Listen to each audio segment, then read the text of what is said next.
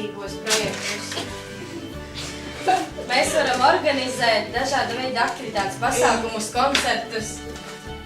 Mēs varam dalīties ar citām tautām, ar savām tradīcijām un pasākumiem.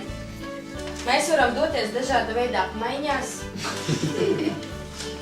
Mēs varam risināt visas mūsu problēmas.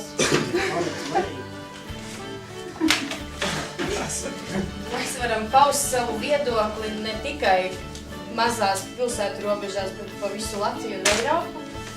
Mēs varam vienkārši dzert tēju un skatīties filmas.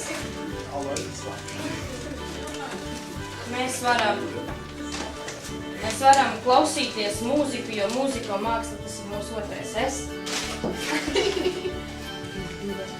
Mēs varam beidzot sākt runāt un pacelt savu stāvokli augstāk. Mēs neesam niecības.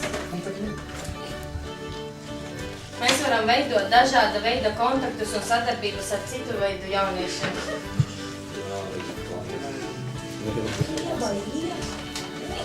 Mēs varam braukt apmaiņas projektos. Mēs varam vienkārši pačilot un nedarīt neko. Mēs varam varbūt veidot arī dažāda veida aktivitātes, kas mums interesē. Hip-hops, māksla, mūziku, pulciņi, viss kaut kas saistās. Mēs varam veidot dažāda veida sporta aktivitātes.